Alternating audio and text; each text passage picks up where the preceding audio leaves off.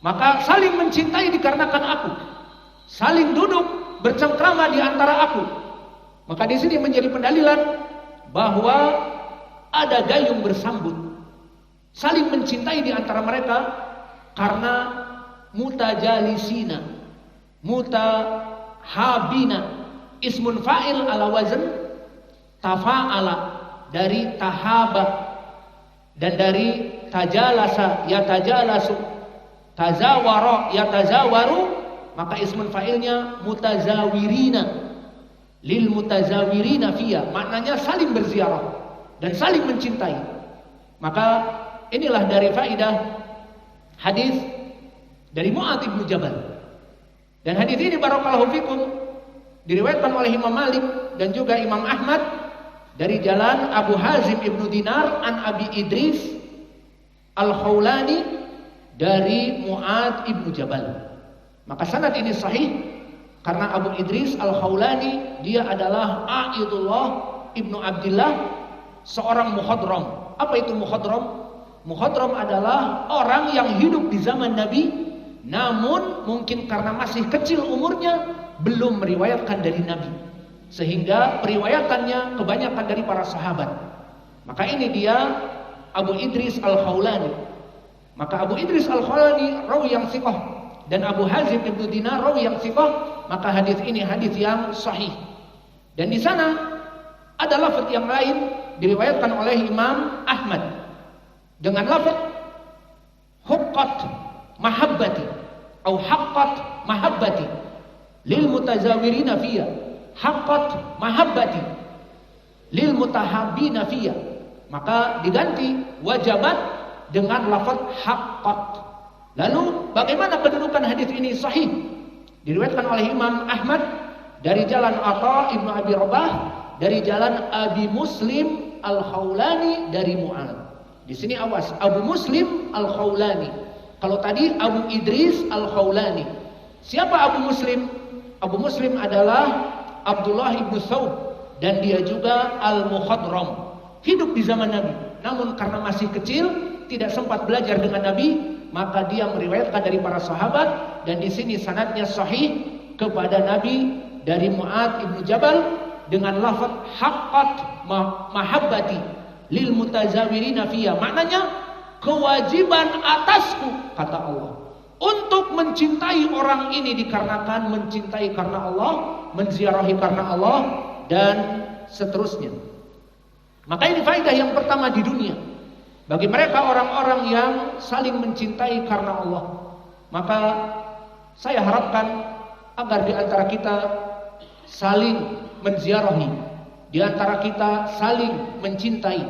Dan oleh sebab itu niat saya dari semenjak dulu, ingin hasrat dari dulu untuk mengundang para asatidzah ke tempat kami di Darmasraya. Namun dulu belum ada masjid, dan sekarang alhamdulillah. Namun sekarang masih kendala sedikit tentang MCK. Sudah setengah berdiri, namun masih ada yang kurang, sehingga semoga Allah memudahkan urusan kami. Mohon didoakan agar Allah memudahkan urusan kami, karena setelah itu kami akan mengundang ustadz-ustadz insyaallah setiap 2 bulan sekali. Mulai ustadz-ustadz yang jauh dan yang terdekat. Maka ini harapan kami. Dan ternyata alhamdulillah apa yang kami niatkan itu bisa terwujud di Masjid Imam Ahmad, di Ma'had Imam Ahmad ini, di mana insyaallah akan datang ustaz-ustaz beserta kami menziarahi kalian. Maka alhamdulillah kita bisa bersua dengan ustaz-ustaz ahli sunnah yang sangat membahagiakan. Maka uang yang kita keluarkan untuk berkunjung bertemu kalian itu tidak ada apa-apanya dibanding rasa cinta kami bertemu dengan kalian, apalagi bertemu dengan para asatidzah. Maka semoga Allah menjadikan pertemuan kita bersama asatidzah dan juga bersama kalian barakallahu fikum menjadikan ukhuwah di antara kita semakin kuat, dan juga penyebab penyebab kecintaan Allah kepada kita, sehingga semua yang hadir di sini dicintai oleh Allah dikarenakan ukhuwah, saling menziarahi, saling mencintai, dan duduk bersama dikarenakan Allah. maka kita mengharap keutamaan yang pertama tadi. Keutamaan yang kedua, barakallahu fikum, bagi mereka orang-orang yang mencintai karena Allah, maka Allah akan menjadikan hatinya merasakan kelezatan iman. Seperti datang hadis, yang hadis ini datang dari Anas bin Malik, hadis yang muttafaqun alaih. Berkata Rasulullah sallallahu alaihi wasallam, "Salasun man kana fihi wajada halawatal iman." 3 orang yang pasti Allah berikan di hatinya itu kelezatan dalam beriman kepada Allah. Maka yang pertama disebutkan ayakuna Allah wa rasuluh, ayakuna Allah wa rasuluh ahabba, lebih dicintai ilaihi mimma siwahuma, daripada selain dari keduanya.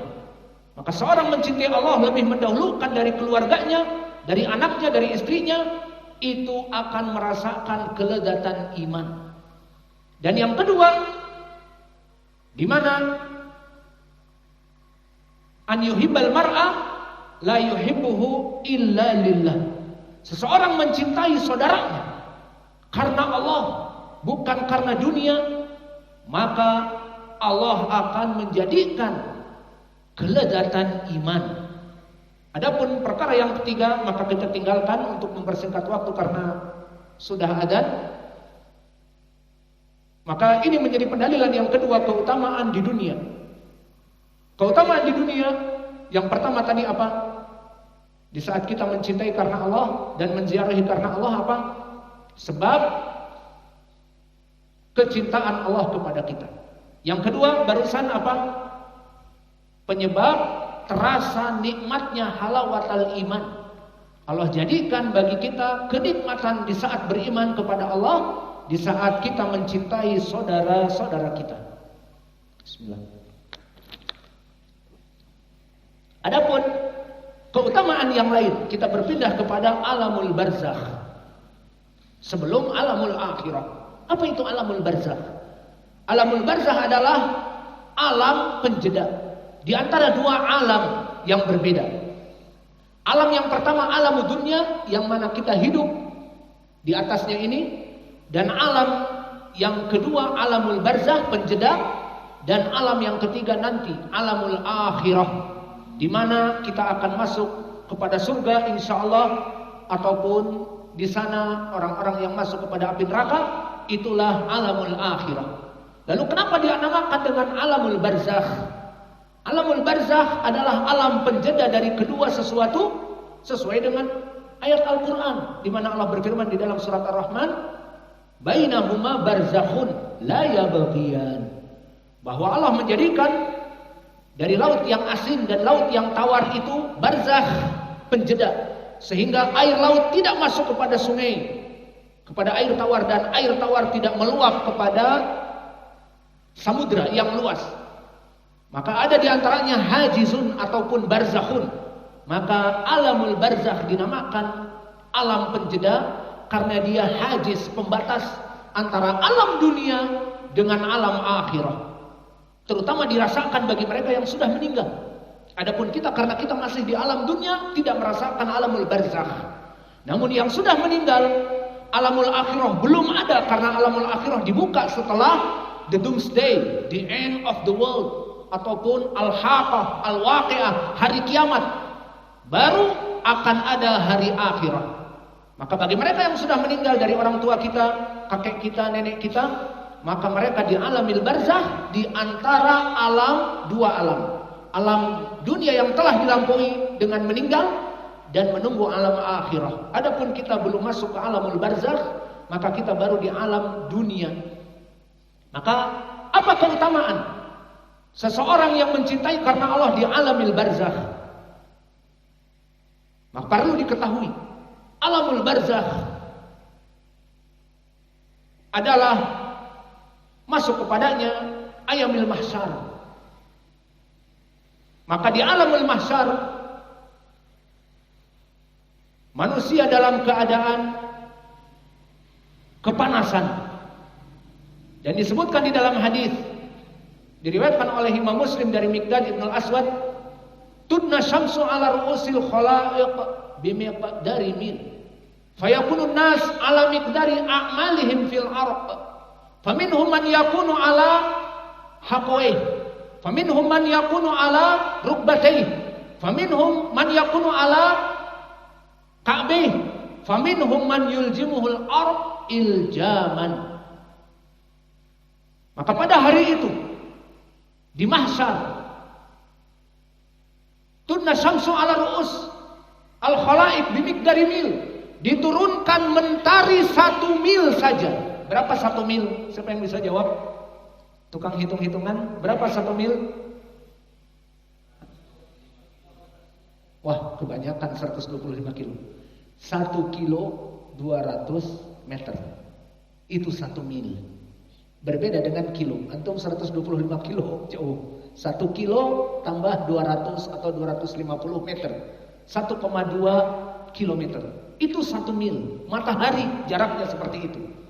Dan sekarang antum lihat dan rasakan bagaimana di siang hari bolong. Kepanasan apa tidak?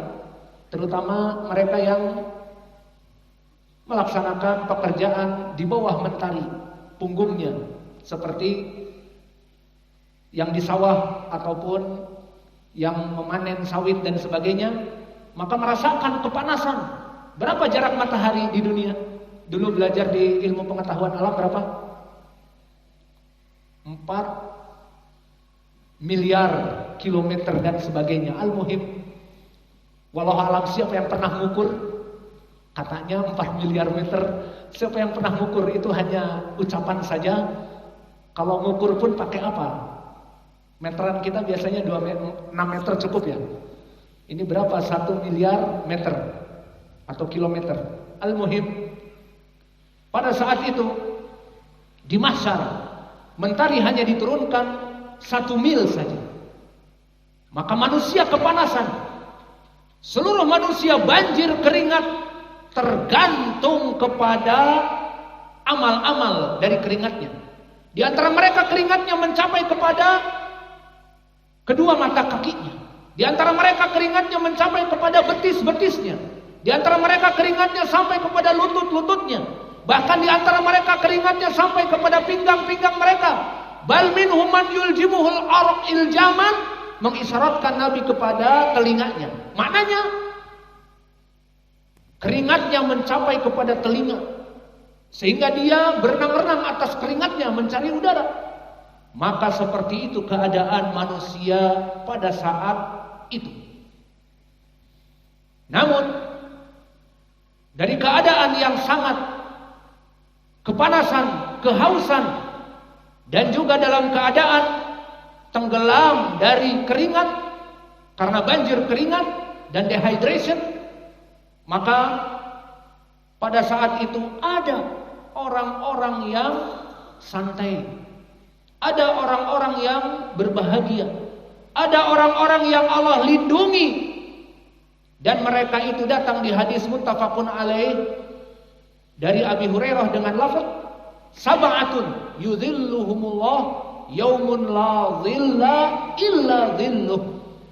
7 orang yang akan dinaungi oleh Allah, dan di riwayat disebutkan tahta dhilli arsyihi. Kita berpikir sekarang, dilindungi oleh Allah, maksudnya bagaimana? Dilindungi dengan cahaya mentari tadi yang menyengat di bawah naungan ars Allah. Siapa orang yang 7 itu? Insya Allah semua yang hadir sudah hafal. Pertama, imamun adil, imam yang adil. Dan imam di sini baik imam yang besar seperti pemimpin negeri, pemimpin dunia bahkan. Jika dia adil, maka dia akan dilindungi tahtal ars. Dan yang kedua, rajulun qalbuhu mu'allaqun bil masajid.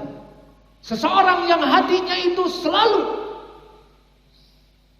tergantung kepada masjid. Maknanya sekarang selesai sholat maghrib, kemudian pulang, makan sebentar, minum, baru duduk sebentar menunggu sholat isya. Maka mendengar adzan sholat isya, kembali wudu, kembali ke masjid.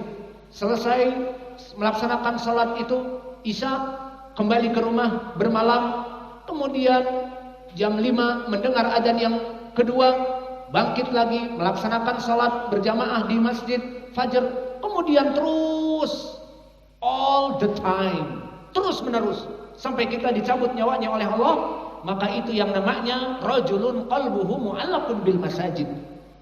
Seseorang yang hatinya itu tergantung kepada masjid. Masjid itu bagaikan kantornya. Seperti para PNS ataupun orang-orang yang bekerja di kantor, maka ini sudah selesai waktu istirahat, harus kembali lagi ke kantor.